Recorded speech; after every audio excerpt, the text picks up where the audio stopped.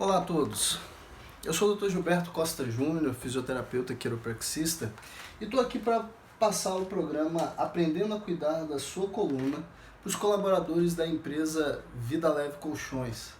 Gostaria de fazer um agradecimento especial aos proprietários, Sr. Alexandre e Sra. Janete, e ao responsável técnico, Dr. Pablo Dias, pela oportunidade de estar falando com os colaboradores dessa estimada empresa.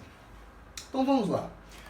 O programa Aprendendo a Cuidar de Sua Coluna tem como objetivo proporcionar conhecimento aos colaboradores para auxiliar os mesmos a adotarem medidas e cuidados com sua coluna vertebral, seja durante os movimentos do dia a dia, no trabalho ou em casa, ou após uma alta de um tratamento fisioterapêutico para aqueles que tinham lesões prévias da coluna vertebral. De modo que a palavra no nosso programa, a frase no nosso programa principal será, prevenir é o melhor remédio. Então, o nosso principal objetivo, além de transmitir esse conhecimento, é fazer com que vocês passem a adotar a prevenção como o melhor remédio para proteger a coluna de vocês. Então, o programa ele vai ser desenvolvido em 4 etapas, onde nós estudaremos a parte anatômica da coluna vertebral, as curvaturas fisiológicas e a biomecânica, como se movimenta a nossa coluna, as principais alterações da coluna vertebral e, no último momento, exercícios e cuidados que devemos ter para proteger e prevenir que essas lesões apareçam. Então, trata-se de um programa teórico e prático. A parte teórica é importante para que se crie a consciência e o entendimento do que se trata a coluna vertebral e, assim, internalizar medidas que possam proteger essa estrutura do nosso corpo. Então, começando hoje, vamos falar na primeira parte sobre a coluna vertebral, tá? A coluna vertebral, ela é o eixo central do corpo, responsável por sustentar a nossa posição bípede. É uma haste óssea móvel, constituída por 33 vértebras articuladas entre si e possui 3 funções básicas: sustentação, movimentação e proteção da medula espinhal.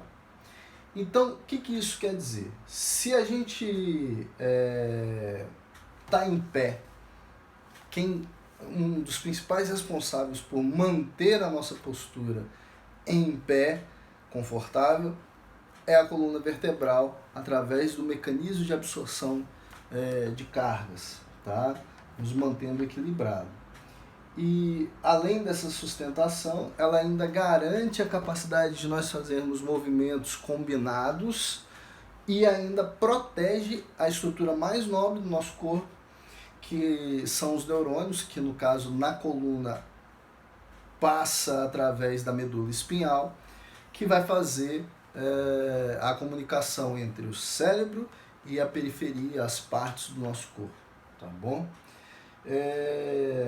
A nossa coluna ela é formada por 7 vértebras cervicais, 12 torácicas, 5 lombares, 5 vértebras sacrais e de 3 a 4 vértebras fundidas que formam o cóccix. Então, me permita mostrar num modelo anatômico do que a gente está falando. Aqui na tela a gente está vendo uma vista anterior da coluna, uma vista lateral e uma vista posterior. Então, a gente está vendo a coluna anteriormente, de forma lateral, e de forma posterior, ok? Perceba que quando a gente está vendo a coluna de forma anterior ou posterior, não é possível ver grandes curvaturas nessa coluna. Porém, quando a gente fica de perfil, né, lateral, a gente consegue verificar que a coluna tem curvaturas. E essa curvatura é essencial também para nos manter equilibrados e garantir a absorção de cargas. Perceba que aqui nós temos a coluna cervical, a coluna torácica e a coluna lombar, certo? Após a coluna lombar, nós temos então o sacro e as 3 a 4 vértebras coxígeas fundidas aqui. O sacro se ligando aos ossos ilíacos, que vão formar a pelve, juntamente com o pubis, que é essa região aqui, os 2 ossos púbicos, e os isquios, essa região aqui, esses ossinhos. Então, isso forma a pelve, que a gente também chama de bacia, que vai se conectar com os membros inferiores. No caso aqui, um fêmur direito e um fêmur esquerdo. Ok. A nossa coluna, então, ela possui uma curvatura côncava, ou seja, nós temos um C na região cervical e na região lombar, e um C invertido na região torácica, ou seja, a parte posterior da coluna torácica é convexa. A essas curvaturas, nós temos um nome próprio. Na região côncava, cervical e lombar, nós chamamos de lordose. Ou seja, ninguém sofre de lordose. Lordose é uma curvatura que todos possuem. O problema está no excesso de curva, na hiperlordose ou na falta da curva, na retificação, numa até inversão de curva. Já na coluna torácica, que a gente tem o C invertido, nós denominamos essa convexidade posterior de cifose. Então, nós temos uma lordose cervical, uma cifose torácica e uma lordose lombar, certo? Seguindo o mesmo raciocínio, nós teríamos uma cifose sacral. E essas curvaturas nós só conseguimos verificar em perfil, certo? Numa visão lateral. Se você perceber um desvio na região, num plano, depois eu vou falar de planos com vocês, mas numa vista posterior ou numa vista anterior, aí sim seria uma curvatura patológica que a gente denomina de escoliose e a gente vai estudar mais para frente, ok? Então, continuando. Então a gente verificou que a gente tem uma divisão anatômica na coluna, a qual nós definimos cervical, torácica e lombar, e que cada região dessa possui uma curvatura própria, posteriormente côncava na cervical, convexa na torácica e côncava na região lombar. Então, lordose cervical, lordose lombar, cifose torácica. Ok. Cada vértebra também tem um desenho, uma forma anatômica própria. Na cervical, como a gente verifica aqui, ela possui características somente encontradas nas vértebras cervicais, que é o processo espinhoso bífido, os forames intervertebrais, por qual vai passar a artéria vertebral, que é o forame que a gente encontra nos processos transversos. A gente, quando observa uma vértebra típica, deixa eu mostrar antes aqui para vocês verem. Então, isso daqui é uma vértebra. Eu peguei essa coluna aqui, certo? E retirei aqui, ó, uma vértebra lombar para mostrar para vocês a vértebra. Então, o que acontece? Quando a gente pega uma vértebra, ela é constituída de corpo vertebral, processo espinhoso, processo transverso, que são essas espinhas laterais aqui, faceta articular superior e faceta articular inferior, aqui no caso, na lombar. O que acontece? Então, toda vértebra ela vai ter corpo, processo transverso, processo espinhoso e faceta, que é a região aonde uma vértebra se comunica com a outra. Então eu tenho faceta inferior se comunicando com faceta inferior se comunicando com faceta inferior, e faceta superior se comunicando com a faceta inferior da vértebra de cima, certo? Ok. Só que perceba que isso é o básico. Corpo, processo transverso, processo espinhoso. Só que cada uma das vértebras são diferentes. Aqui uma vértebra lombar, como essa que eu mostrei. Aqui uma vértebra torácica, que vai ter sua característica própria, porque ela vai estar se comunicando com os arcos costais lá atrás. E a vértebra cervical, que também tem uma característica própria, porque por ela passa a artéria vertebral, que é essa mangueirinha vermelha que está passando por aqui. Ela vai passar por dentro do processo transverso para garantir a vascularização da região posterior da nossa cabeça, do cérebro.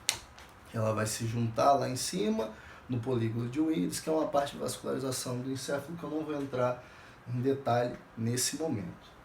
Agora perceba uma característica importante, que à medida que a gente vai descendo da coluna cervical para a coluna lombar, o tamanho do corpo também vai aumentando, certo?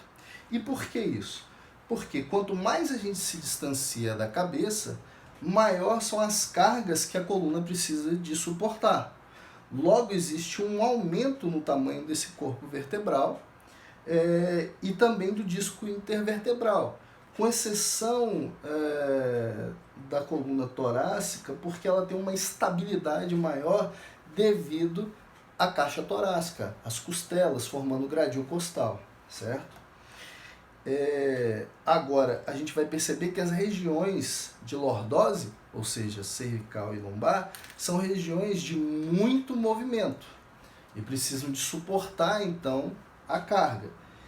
E conforme eu me distancio da cabeça, aumenta a quantidade de órgãos e vísceras, gerando carga e pressão no meu corpo, e eu preciso, então, de ter um reforço da minha estrutura vertebral para suportar essas cargas. Por isso, a gente também tem um aumento do tamanho das vértebras, certo?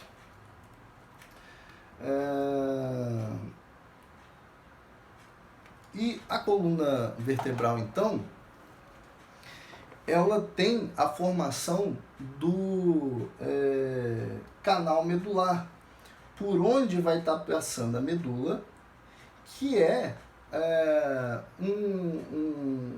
ela é parte do sistema nervoso central, e ela é por ela que vai estar correndo os neurônios que fazem a ligação entre o cérebro e a periferia do nosso corpo, sejam os órgãos, vísceras, glândulas ou os nossos músculos e articulações. Então, entre cada vértebra existe a formação de um canal por onde vai estar passando essa medula, como a gente consegue verificar, por exemplo, nesse modelo anatômico. Eu tenho aqui duas vértebras, certo? E entre elas existe a formação do canal por onde está passando a medula. Então, quando eu tenho a união dessas vértebras formando o canal por onde passa a medula, eu também tenho a formação de um forame lateral, que é por onde vai sair a raiz nervosa, que vai dar origem aos nervos, fazendo a comunicação entre a periferia do nosso corpo, órgãos, vísceras, glândulas, músculos, articulações, enfim, com o nosso cérebro. As informações da periferia vão chegar através do nervo até a medula e vão subir através da medula até o cérebro, até o encéfalo.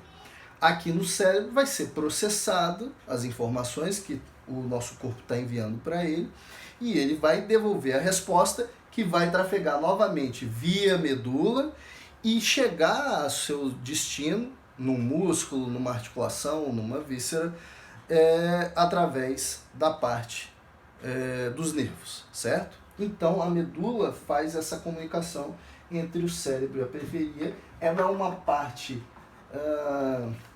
junto com o cérebro, os nervos, né, formam as estruturas mais nobres que a gente tem no nosso corpo, e ela então precisa de ser protegida. Por isso, a característica de suportar carga, garantir mobilidade e proteção, porque ela precisa de proteger a medula de impactos, ok?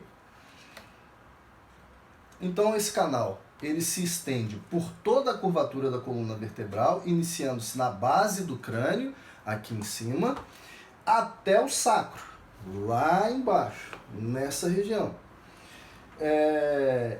Esse canal ele é preenchido pela medula, que a gente viu aqui, que vai correr por todo o canal medular, até mais ou menos região de L1, né? A gente sabe que a medula acaba mais ou menos ali em L1, e de L1 para baixo, o que a gente tem é a cauda equina, que é o restante dos nervos que ainda faltam sair por esses forames que a gente verificou aqui, que vão estar saindo até as raízes sacrais e formando uma cauda equina, mas a gente não tem a medula. Eu não vou entrar especificamente nos detalhes dessa diferenciação, mas o importante é a medula acaba ali em L1 e depois desce todos os nervos em forma de cauda que vão estar saindo pelo lombar e pelo sacro ainda. Tá bom? A medula espinhal, então, é protegida pelo canal medular. Ela se inicia aqui na medula oblonga, e a gente tem, então, cerebelo, né, bulbo, ponte, mesencéfalo, ponte, bulbo, e aí passa pelo forame magno, que é essa estrutura aqui. Então essa parte que a gente está vendo é o osso occipital, essa região aqui posterior da minha cabeça e da sua também. Nesse osso a gente tem esse forame maior aqui, que a gente chama de forame magno. Por ele vai estar passando, vai estar descendo então a medula, entrando no canal medular, tá?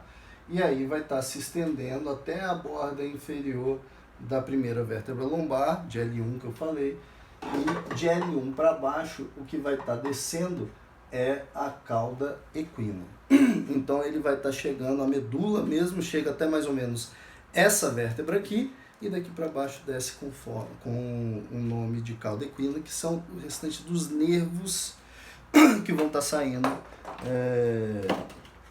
pelos forames intervertebrais, tá bom? O sistema nervoso, então, ele é constituído do sistema nervoso central e sistema nervoso periférico. O sistema nervoso central envolve o encéfalo e a medula, tá? E o sistema nervoso periférico vai estar se referindo aos nervos somáticos e o sistema nervoso autônomo. Então, são nervos e gânglios que vão estar captando informações, enviando para o cérebro e recebendo informação dos cérebros e enviando para a periferia. Tá? Aqui a gente tem uma exemplificação da parte de dermátomos, que é a região que dá sensibilidade na pele, mostrando cada nervinho aonde vai estar dando a raiz daquele nervo, né? Por onde aquele nervo sai, qual é a região que ele inerva. Então, por exemplo, se eu tiver algum problema, na raiz de C6, eu posso ter, C6 é a sexta vértebra cervical, eu posso ter um comprometimento na sensibilidade aqui dessa região, que é garantida pela inervação desse nervo. Então, se eu tiver sofrido uma lesão, uma compressão ali, eu começo a perder sensibilidade aqui. Isso é uma forma de demonstrar como funciona a transmissão de informações pelo nervo. Mas não só isso. Se eu também tenho uma lesão a nível de C6, eu posso ter um comprometimento da força do meu bíceps também, porque essa mesma raiz vai estar inervando o bíceps. Então, de modo que essa inervação a gente chama de inervação somática, que vai estar garantindo sensibilidade, percepção, orientação espacial. Ele vai estar levando essas informações para o encéfalo, tá? E também vai estar devolvendo informações para contrair o músculo, para relaxar o músculo, para fazer movimentos com as articulações. Isso a gente chama de sistema nervoso somático. E a gente também tem o sistema nervoso autônomo, que vai garantir o funcionamento das nossas vísceras, órgãos, vísceras e glândulas, tá bom? E essa chama de sistema nervoso autônomo porque não depende da nossa vontade controlar, por exemplo, a função gastrointestinal, ou eu quero que o meu coração pare de bater agora. Você não vai conseguir isso, né? Isso não depende da nossa vontade, tem uma função autonômica e não sofre influência do nosso querer, vamos dizer assim. É lógico que o estado emocional vai influenciar nisso aqui, sim. Então, a gente até consegue interferir, mas não da mesma forma que eu dou um comando para eu quero dobrar meu cotovelo e eu faço isso, eu não consigo agora aumentar a motilidade ou a capacidade do meu estômago de digerir, por exemplo, tá? Isso eu só coloquei aqui para você saber que, sim, também existem essas inervações que vão estar comandando todas as nossas vísceras, glândulas e órgãos, e também é responsabilidade, todas essas informações vão estar passando pela medula, então a coluna vai estar ajudando a proteger essa região, essa inervação também. E esse sistema precisa de estar em equilíbrio, né, para a gente poder desempenhar bem as nossas atividades. Eu não posso estar estressado o tempo todo, nem posso estar desligado o tempo todo. Vão ter momentos que eu preciso de mais ação, mais energia, e eu vou precisar com que as minhas vísceras parem de trabalhar para jogar sangue para os músculos, para eu poder me movimentar e fazer uma atividade que eu esteja precisando naquele momento. E vão ter momentos que eu vou precisar de me desligar, relaxar, para facilitar uma digestão, por exemplo, né, para recuperar meu corpo durante o sono. Então isso tem que estar tem que estar em homeostase, né, em balanço, equilibrado, para garantir uma qualidade de vida, que é o que todo mundo almeja, né? Conseguir desempenhar suas funções e manter a qualidade de vida, manter uma vida em harmonia. Mas voltando para a coluna vertebral, que é o nosso tema de estudo, sem fugir, sem desfocar disso. Então, a ampla movimentação da coluna, que nos permite a realização das tarefas complexas, ela ocorre em 3 dimensões e merecem cuidados para melhor conservação dos segmentos vertebrais. Dirigir, carregar uma sacola, escovar os dentes, calçar um sapato, essas ações tão comuns do nosso dia a dia, que normalmente a gente executa sem prestar muita atenção, podem ser verdadeiros inimigos da coluna quando feitos de maneira incorreta. Se esses gestos se tornarem repetitivos, podem surgir, inclusive, alguns desalinhamentos e, com o passar do tempo, lesões. Então, por exemplo, estou aqui com uma caneta, pum, caiu no chão. Uma tarefa simples como abaixar para pegar essa caneta parece inofensivo e realmente não tem grandes problemas para minha coluna.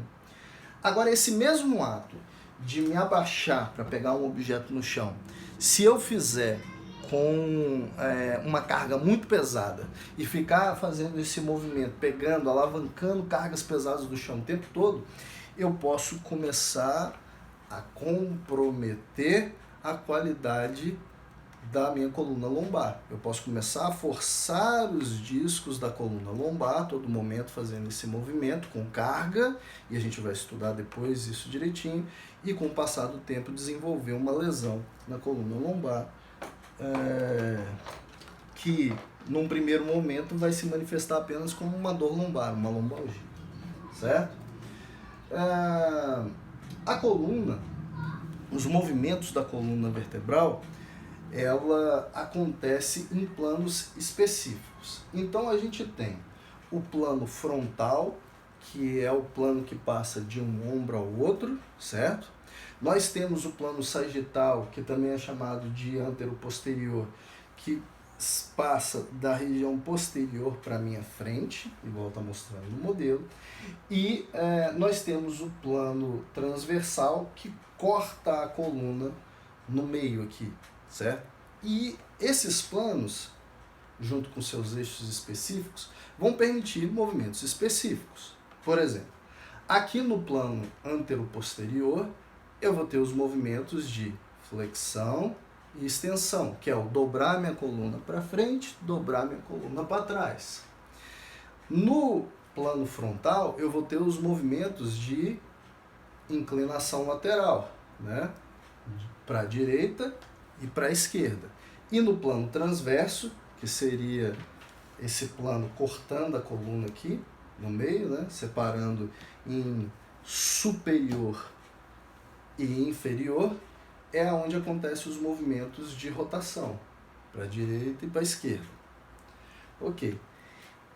Esses movimentos da coluna, a coluna é tão complexa que esses movimentos, não só a coluna, né, o corpo humano todo, ele é extremamente complexo, mas esses movimentos, eles podem acontecer de forma combinada. Então eu posso, por exemplo, fazer uma extensão que está no plano antero-posterior, ou posterior anterior, no plano sagital. Posso fazer eu fiz a extensão, uma inclinação que está no plano frontal e ainda combinar com uma rotação que está no plano transverso. Então fiz os movimentos combinados. Posso fazer para frente também, fazer uma flexão, plano sagital, posso fazer uma inclinação no plano frontal e uma rotação no plano transverso. Então eu combinei os movimentos, certo?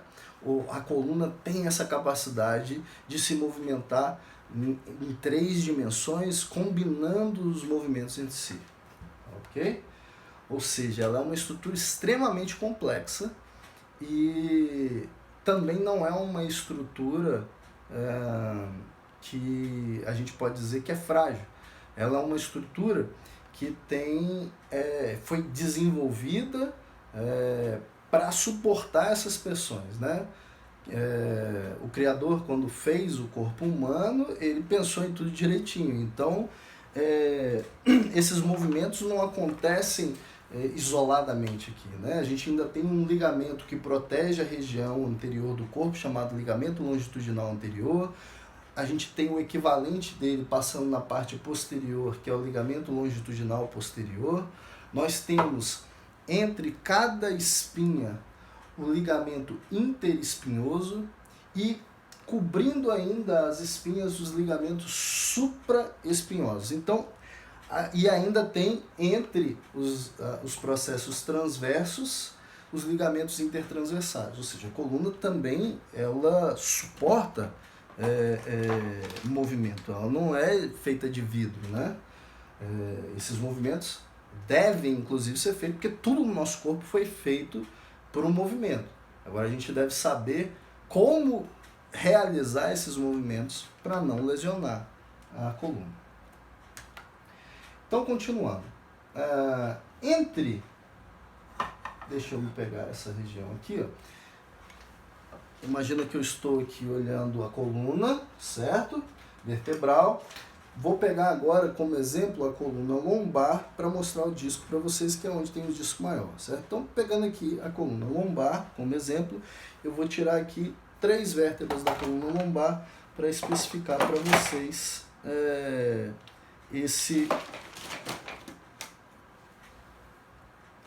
para falar para vocês sobre o disco intervertebral. Então, pegando ali 3 vértebras com os seus equivalentes, seus discos equivalentes. Então, a gente tem aqui a coluna lombar, certo? Entre cada vértebra, a gente encontra o disco intervertebral, ou seja, eu tenho uma vértebra superior, uma vértebra inferior. Entre uma e outra, eu tenho o disco intervertebral. Aqui embaixo, novamente, eu tenho uma vértebra superior, uma vértebra inferior. Entre uma e outra, eu tenho o disco intervertebral. E esse disco ele funciona como um amortecedor. e facilitador também do movimento. Mas também tem a função de ligamento, visto que ele une uma vértebra a outra e impede que elas deslizem como um amontoado sólido. Então, fora os ligamentos que eu falei para vocês, ligamento longitudinal anterior, posterior, interespinhoso, supraespinhoso, intertransversário, o próprio disco também funciona como um ligamento, unindo a vértebra de cima com a vértebra de baixo, impedindo que ela solte aqui e se desprenda e caia. Entendeu?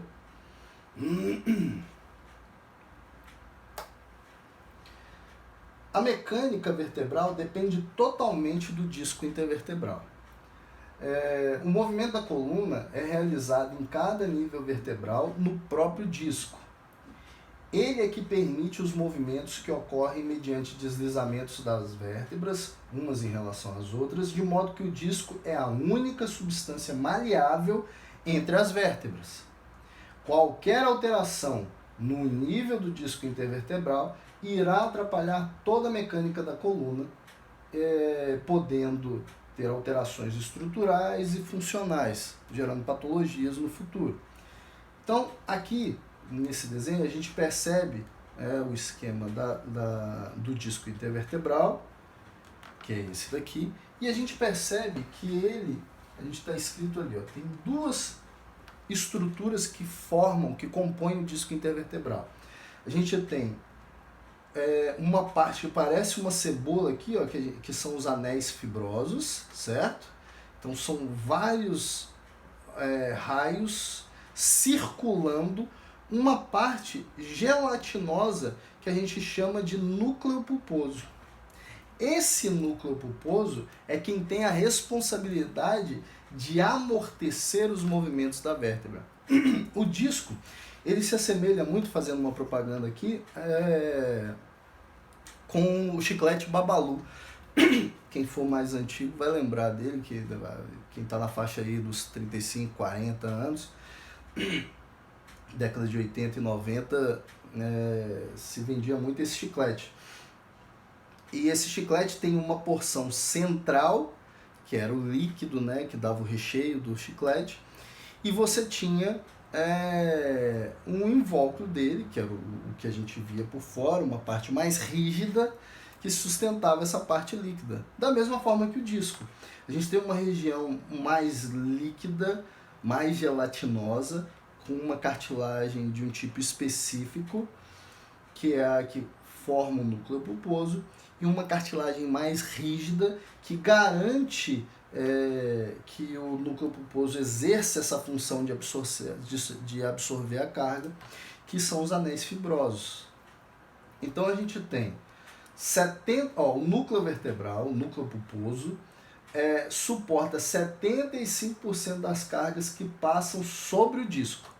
Então, quando eu estou sentado aqui na minha coluna, 75% da carga de cada nível, quem está absorvendo é o núcleo pulposo, que é essa parte mais líquida do disco, mais maleável, mais flexível, que trabalha como um amortecedor. Enquanto o anel fibroso, que é essa parte que parece com a cebola que a gente está vendo aqui, são os anéis que circundam o núcleo pulposo, suporta apenas 25% dessa carga. Isso quer dizer que a função de suportar a carga é do núcleo pulposo. Enquanto o anel fibroso tem a função de conter o núcleo, de deixar o núcleo na posição correta. Porque à medida que eu vou exercendo pressões sobre o disco, no caso no núcleo pulposo, esse núcleo também vai se adequando a ele. É como se fosse uma bexiga, um balão. Se eu apertar, por exemplo, aqui é o núcleo. Se eu aperto aqui, ele vai abaular posteriormente. Se eu apertar posteriormente, ele vai jogar o conteúdo dele na região anterior. É a mesma coisa o disco.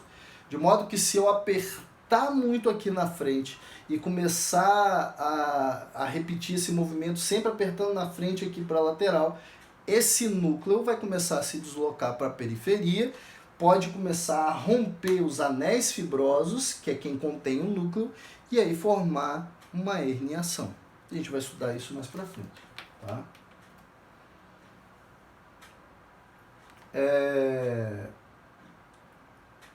E a estrutura, então, desse disco intervertebral, que é formado de cartilagem, é diferente entre o núcleo e o anel fibroso.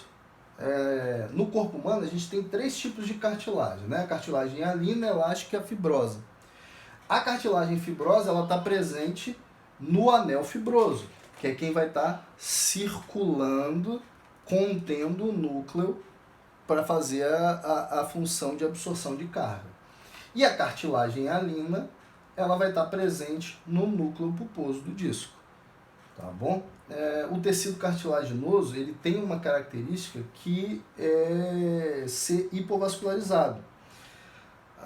Tem alguns autores que falam, inclusive, que ele é avascular, não tem vascularização nenhuma. Tem alguns que falam que ele teria uma pequena vascularização na sua periferia, até porque ele tem uma pequena inervação aqui também. Mas isso não encontra uma unanimidade na literatura, não tem um consenso. Então, a fins de estudo, vamos entender que essa parte aqui não é vascularizada, tá? O disco não está vascularizado e ele depende de uma estrutura que transfira nutrientes e líquido para manter hidratado e fortalecido esse núcleo. E quem faz isso é principalmente a placa terminal cartilaginosa, que fica na porção, no platô vertebral, aqui em cima, certo? Nessa região.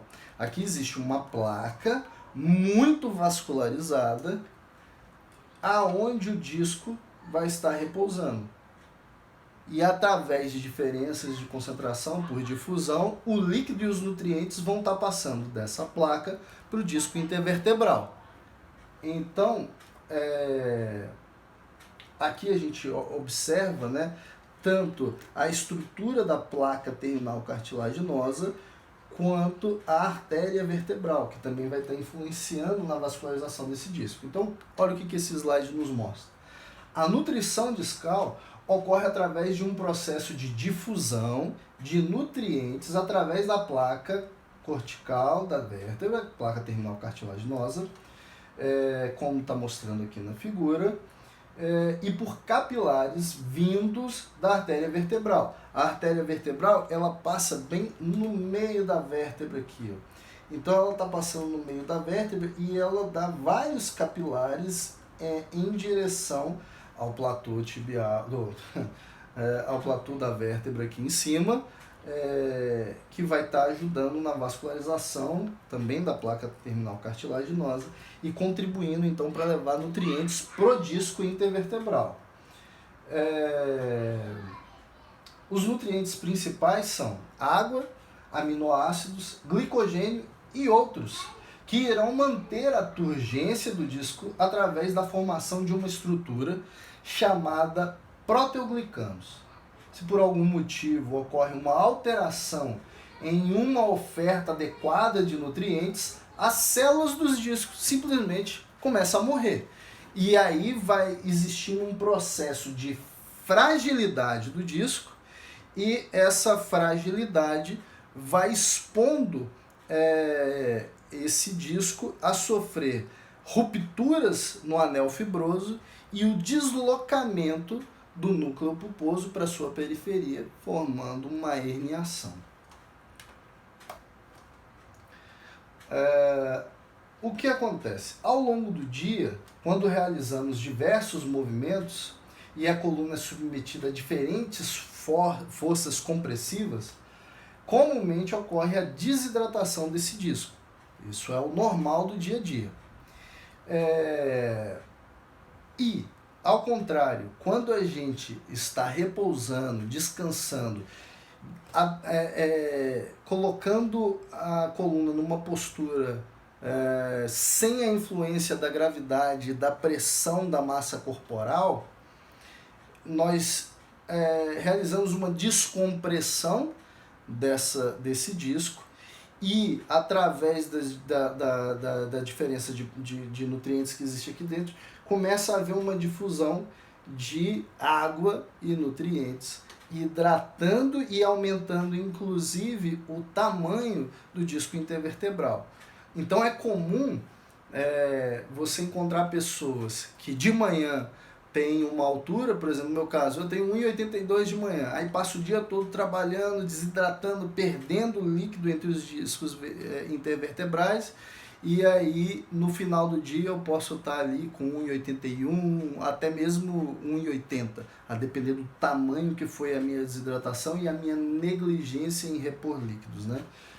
Que também é importante. Então, o que acontece? O disco tem a capacidade de absorver quando ocorre essa descompressão, né? Ele tem uma característica que a gente chama na ciência de uma característica hidrófila. Ele atrai água para ele. Ele só precisa de ter um ambiente adequado para isso, tá bom?